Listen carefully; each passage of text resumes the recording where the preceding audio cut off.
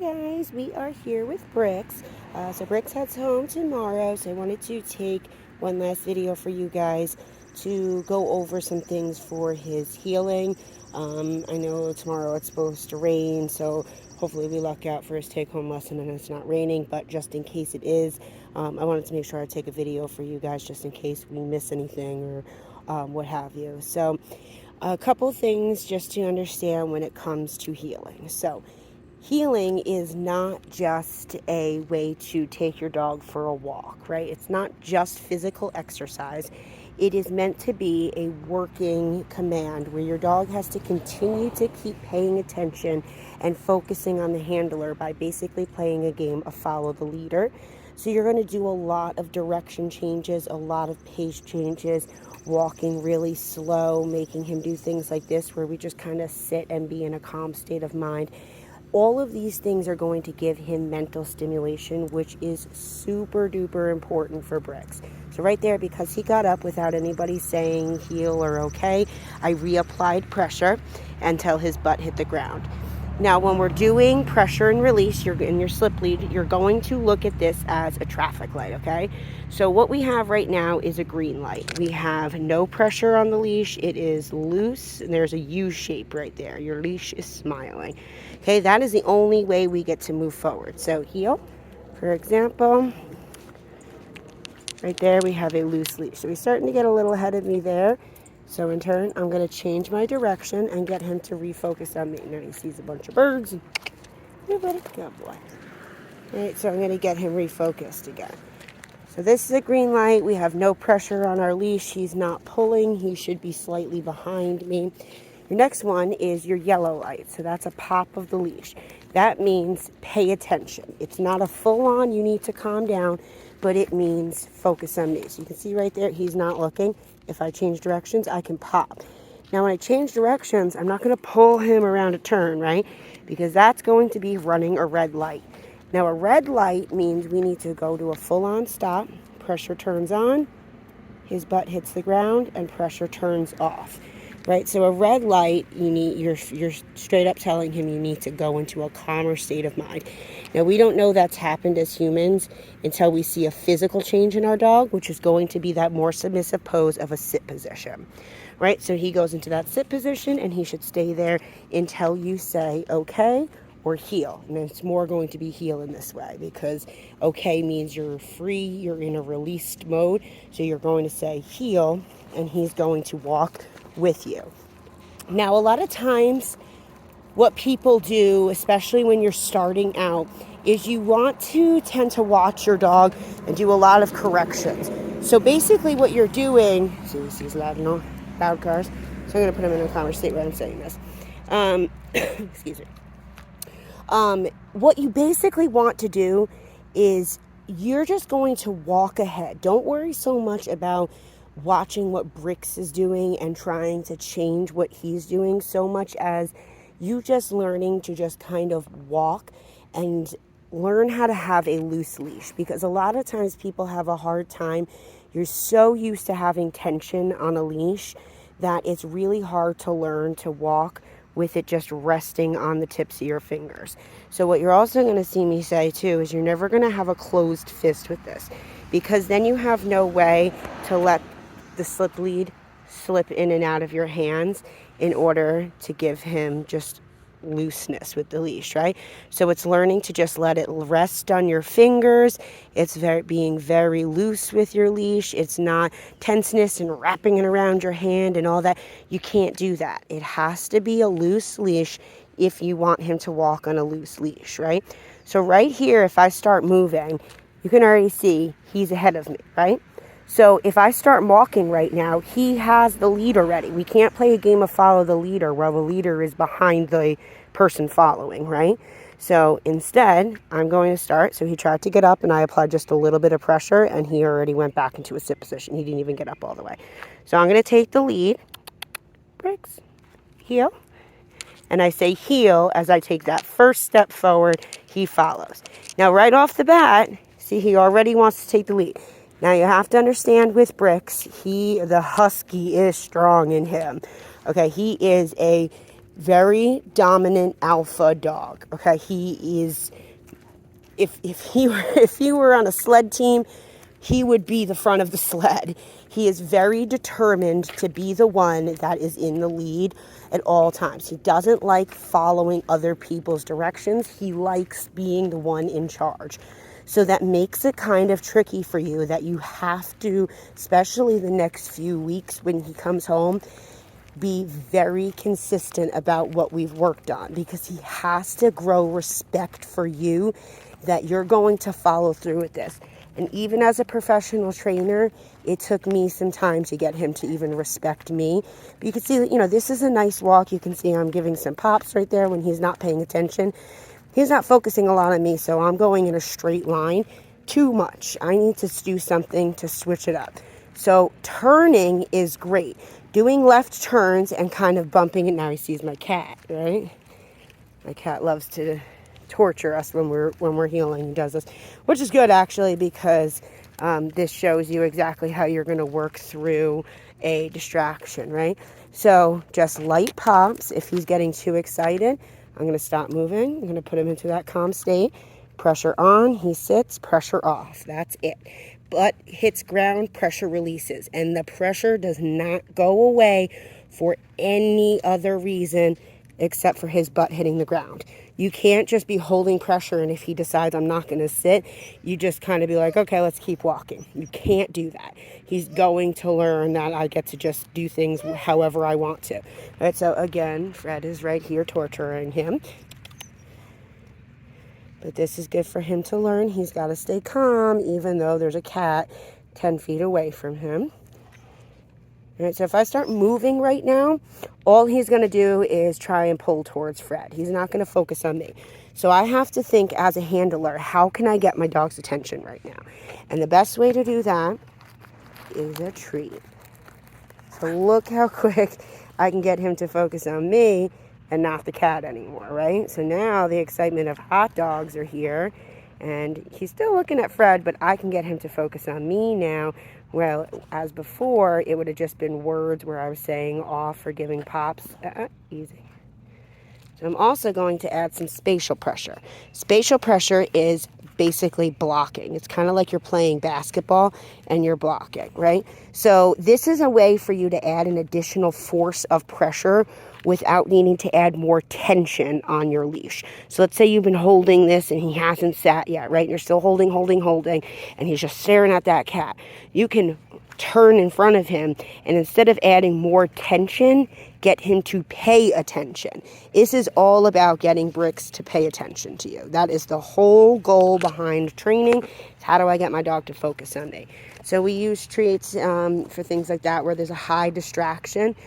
Sit. Oh boy. Easy. Easy. I also hold my hand out straight. I don't like to pinch treats and go like this. That's how you get your fingers bit, right? So he already thought there was a treat in there. And look how quick he goes to snap the treat out of your hand off. I'm going to show you again. You have to be very dominant with Brix. It's going to be crucial for you to learn how to be a strong handler for him, or I promise you he is going to just keep taking control of your life. That's just a husky for you. Okay, so with treats, again, I always keep a flat hand out like this and let them eat them from my hand like that. I never close my hands like this unless I'm doing specific things, but for him especially, open hands when you're feeding treats. And I do easy, and I pull it back, and I just use a nice tone, right? Easy. So if he's like snaps to easy, see, open hand, he takes them nicer. All right, heel. So now that I have his, attention, he knows I have treats and he's not so focused on Fred, we can go back to what we were doing, which was doing our turns. So pace changes and direction changes are how you're going to get him to focus on you. It's not just all about giving him pops on the leash. Pops to say pay attention are good, but it's just going to slow him down. It's a yellow light, slow down, right? So if we keep...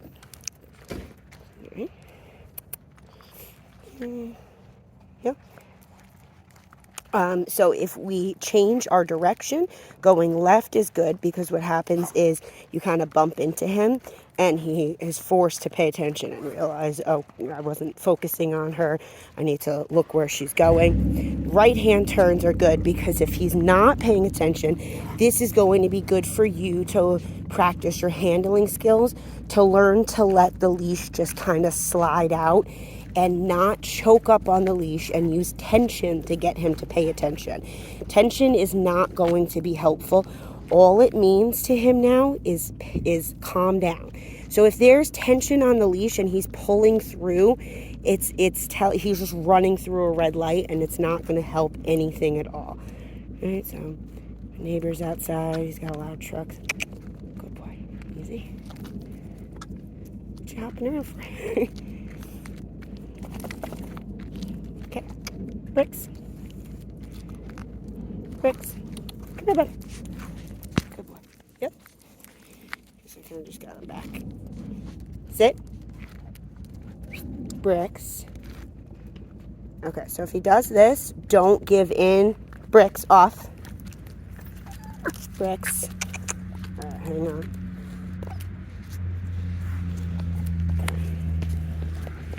Let's pause and get it back on here. Okay, sorry about that. If he starts doing that, adding more tension right there is just going to make it harder, and he's just going to kind of bug himself out. So you just want to use light tension. I just wanted to fix his leash. He was getting it. It was all caught up on his nose, so I had to fix that. But that's what will happen if you add too much tension to the leash. And he did that to himself just by backing up, and he kind of like spooked himself. So less is more. That's a great example right there, that if he adds too much tension, he's going to freak himself out. Right? So like I was saying, though, pace changes, direction changes. So these right hand turns are going to be great, because what's going to happen is when you turn right, if he's not paying attention, you have to learn to let this just slide out and do a pop. You can't make a right turn and pull him through by closing your fist and pulling him, right? That's what's going to happen, and he's going to wig out because you're putting pressure on and moving. So to him, that's the opposite of what we've just learned. He should never be moving with any tension. So if you close your fist and turn right like this and pull him, see how he buckled his head like that? That means there was too much tension and he couldn't even think through it. If I go like this and just give him a little pop, just to say, hey, you need to pay attention to me right now, okay? So I'm going to turn again. No tension. It's just resting on my fingers, okay? So I turn. Brix, good boy. So I use his name to get his attention. I can use kissing noise. I can pat my leg. Come on, buddy. Good boy. Good job, handsome. Yeah, good boy. Right? So we do all of these things to get his attention. Get him to follow you as a handler. Don't get him to work for the tool. You know, you're driving the car. This is just the steering wheel, but you're in control of the car here. If you give him control, he will take it. So you have to be, very consistent with every single time he gets ahead. You have to either stop, pop, or change directions. Those are your three options. Now, with pace changes, too, I'm going to fix this so you can see how the silver loop has slid down. We want it all the way up here. It's come all the way down there. So the best way to do it is on his nose. I typically do, hey, buddy. I typically do both of them at the same time. So, yeah, sorry, buddy. It's hard with one hand.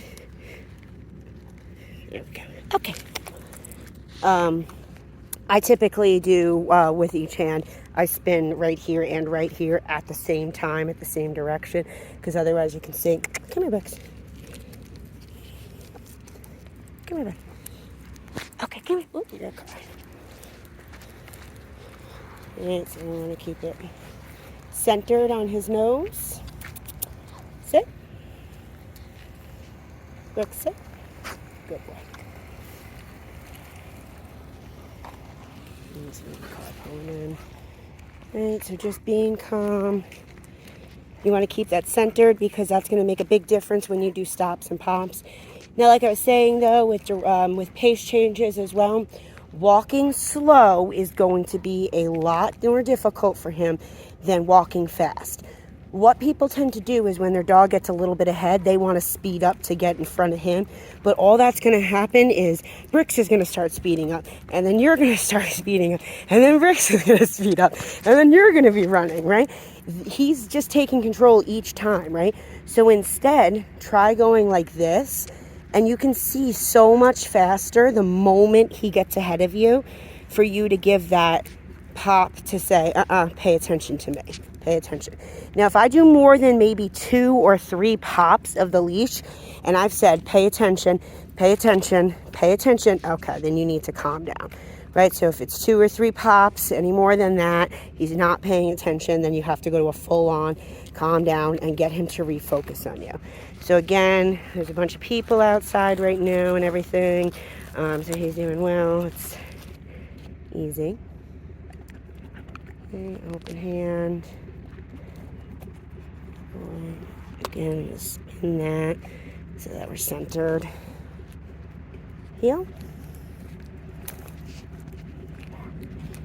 Okay, so right off the bat, if you go a lot slower, you can see that exact moment where he gets ahead of you, right? So it makes it, for your handling skills, it makes it a lot easier for you to learn how to do this rather than walking this really brisk pace or good job, buddy, trying to basically beat him. You want to make sure that you're just getting his attention. It's more about the quality of the steps than the quantity. So if you tell him every single time, the moment he gets ahead of you, I don't accept that, and this is how we do things, you're teaching him that you have the power in the relationship. He's got to learn that.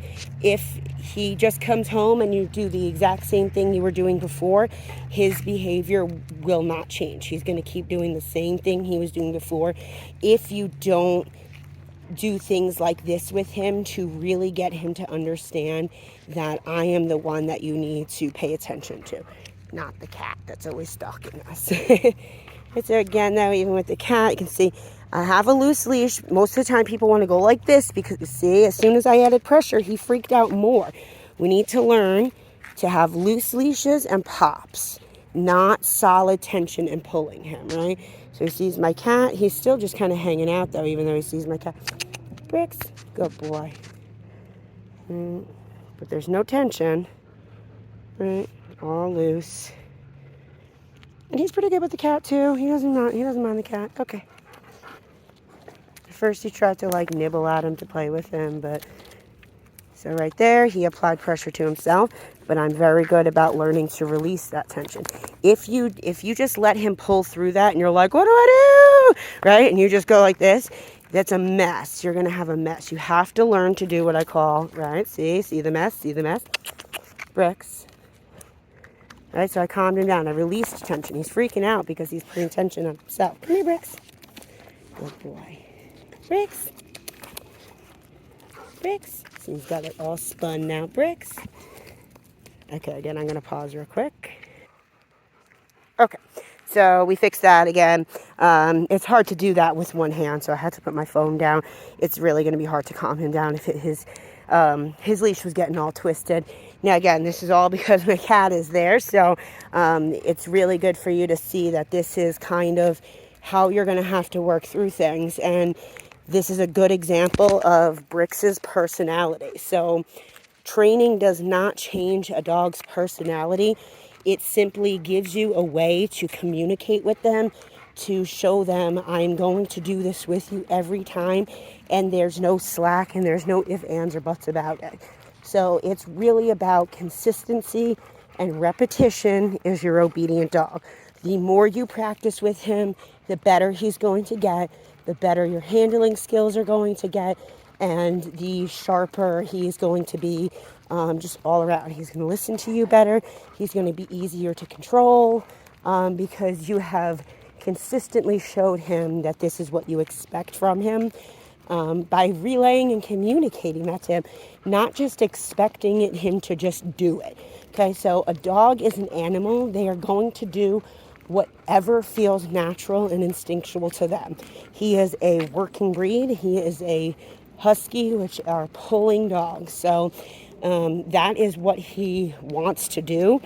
So really making sure you give him a mental outlet on a daily basis is going to be crucial for you guys to have a calm dog and a dog that respects you. Otherwise, he is going to find an outlet for that energy, and it's going to be those destructive behaviors. So making sure you work with him on a daily basis, even if it's just practicing placing with him. You want to do some good healing with him. Give him some physical exercise by letting him run around in the yard or whatever it may be. Healing is great because it gives you mental and physical exercise all in one. So this is a great way for you to practice that with him. But you can see, yeah, he's doing good. He's still, even with me, he still tries to take the lead. So it's really important that you stay consistent. He is the kind of dog that is going to take some time for him to really be like, all right, they're not giving in about it. He's gotten good with me, but you know, I'll of course show you exactly how to do this, but it's good for you to have this video to reference back to, just in case you forget anything or you want to show anybody else how to work with him. I'm going to send you a link to show you how to put the transitional on, and that's where it goes around his nose. But he can do this as well without the transitional on. So all you do is just slide that off of him, and then you can use your slip lead the same way. You just put your safety down a little further, and I'll send you a link to show you exactly how to put the slip lead on properly, because you can put it on backwards. I know it's getting dark, so we're going to wrap this up. But just to kind of show you, so it does the same thing, but you can see it for him, especially, and for a lot of dogs too, it makes it easier because it drives it home a little faster with the pressure by applying the pressure to it in the pressure points in his muzzle as well as the ones in his skull, which is what we're just doing now. But you can see, even with just a regular slip lead on, he's still doing a good job walking. But yeah, so all in all, he has done a good job. Just need to make sure you continue to keep practicing with him. Start off in your neighborhood. Do not push yourself to go out into public with him just yet. I really don't recommend doing that with him until you've become really accustomed to how to do this with him, and he really has grown a little bit more respect for you as a handler, before you start putting him in really high distraction settings that are going to be difficult. I always tell people, if you ever go into any situation saying, I wonder how this is going to go, you as a handler are not ready to tackle that task, because you have to go into every situation knowing, hey, I got this. I am in control of this dog. I know exactly what I need to do to keep him in check. And if you don't have that mindset, you're not a confident handler. So you need to take a step back and work on some, confidence skills for yourself, which is basically what we've been working on with him, right? So, of course, there goes Mr. Kitty, right? So, again, light pressure. I'm going to pop and release. See, he's got no tension on the leash right now. Sorry, I know it's getting real dark. Pop and release, pop and release. Got his attention by clicking. Come on, bud. Then we're going to move a little bit, get him to refocus on something else. Right, so it's really just learning your handling skills, learning how to control him and use the slip lead as a communication device, not a tether. It's not a way to pull him around and stop him all the time. It's a way to communicate. Calm down, right? Calm down and pay attention. That's it. That's the only reason that these should ever be used. So right now, see how I have pressure on? He hasn't sat. I have to wait until his butt hits the ground. If I just go and I'm like, whatever, he's calm, he's going to learn that, oh, okay, I can just, when she's ready to walk, we'll just go again. He has to learn pressure means calm down. And the only way we've known that happens as humans is when we see that physical change. So if you have any questions, please let me know. I am here to help you guys. I know this isn't the easiest transition, but I am here to help you guys through the whole process. So let me know if you have any questions, and I look forward to seeing you guys tomorrow. Say bye, Brix.